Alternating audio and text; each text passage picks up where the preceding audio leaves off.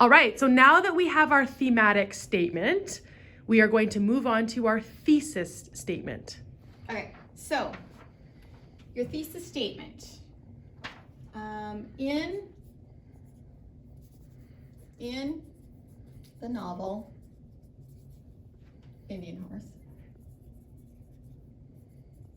So specific reference to the text. Saul shows, I might have to rework it and stuff, shows us that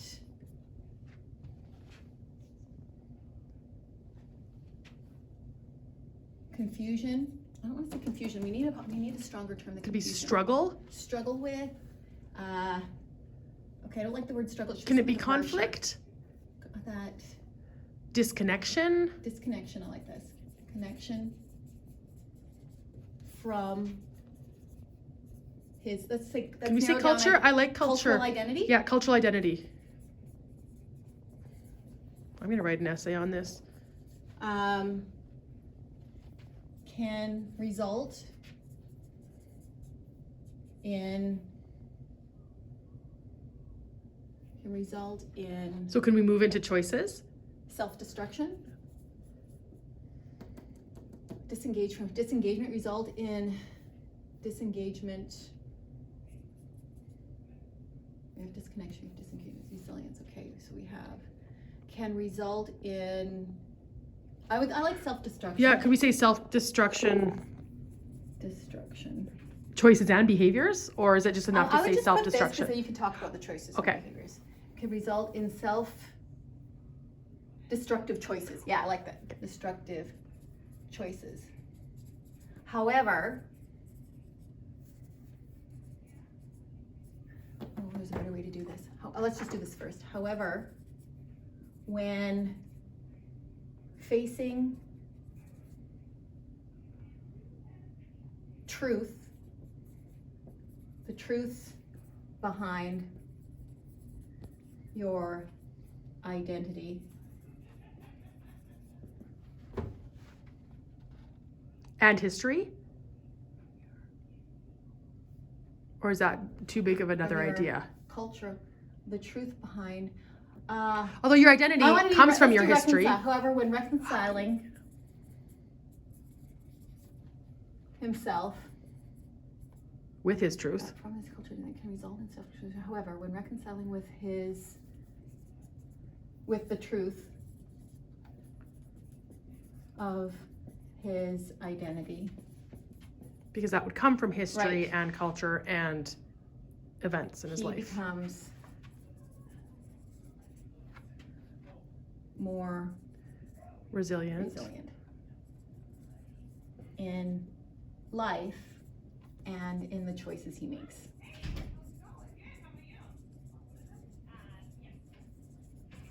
Okay, now that's really kind of awkward. In Indian novel, Saul shows us that disconnection from choice, cultural identity, can result in destructive. Let's rephrase this. That If we put it in two sentences, or do we That- really want to keep it in one sentence? destructive choices. Destructive choices. We may make That was just Mr. Mac. I kicked him out. destructive choices. We may become disconnected from his cultural identity can result. I kind of want to flip it, you know what I mean? That individuals can become self-destructive in order to disconnect. Oh, Okay? yes. Individuals, Because then it's less passive. right, may become destructive in order to disconnect from His identity. From their identity? from the truth behind Their identity? their identity. Can't read this, sorry. I have to write faster, I forget it. May become destructive in order to disconnect from the truth, disconnect from the truth behind their identity. But If they can reconcile. If they can find the strength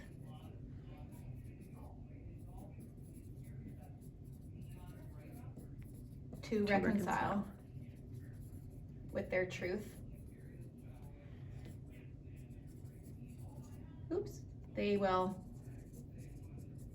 become more resilient in life. What do you think? Yeah. Okay. So then that bottom part, because now it doesn't reference Saul, is that the... What you'll just do in the novel Indian Horse, we are shown that when individuals, okay, we are shown that individuals may become. So in the novel Indian Horse, or the novel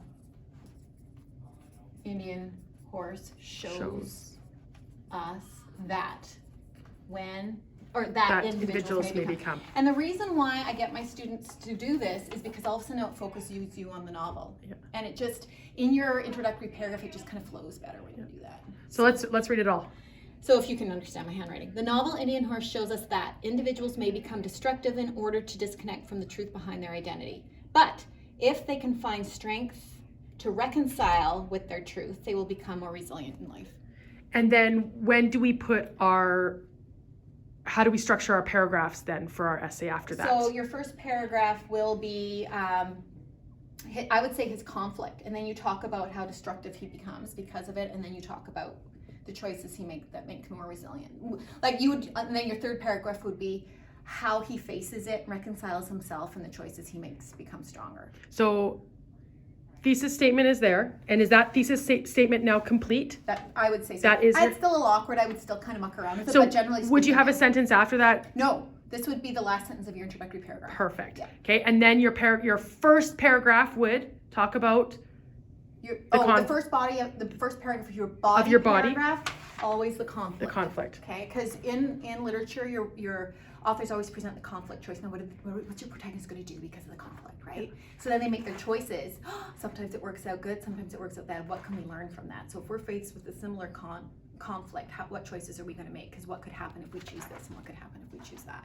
So. And then the next paragraph would talk about. The choices that they make. So always present the conflict first. And usually your conflict is stated right in the, sometimes it's stated right in the topic itself. Like I've got another one here. The impact of recognizing and valuing human uniqueness has on living a fulfilled life. So it would be the whole idea of somebody not recognizing that they're different or not accepting the fact that they're different. So that has to be the conflict. So you take a look at the topic that you're given, take a look at your protagonist, go, what kind of conflict does that person face because of the topic, whatever the topic happens to be, whatever the general theme is presented. And then your third body paragraph would be the consequences. Is all about consequences. So always organize it, first body paragraph, second body paragraph, third. And what's nice is that then you can use your transitions. Because of this, our protagonist makes certain choices that blah, blah, blah. The choices, and then your second paragraph, the choices this person makes is blah, blah, blah, blah, blah, blah. And then, you know what I mean? Yeah, and then your third paragraph, the consequences because of the choices that this person made. It really flows lovely because a lot of times you can lose mark. I hate to talk about diploma exams. You can lose marks if someone can take all three of your body paragraphs, cut them apart, rearrange them, and it still makes sense. You want to be sure that you have purposefully ordered your essay. And then it drives your essay. Yeah, and this particular formula does that. Okay. So now this formula is specific to a certain type of essay? Critical analytical essays, yes. Okay. So that you're going to, yeah. Okay. And you guys had asked a lot about the critical analytical essays or the Carls. Yes. So this is kind of like our first introductory lesson to that.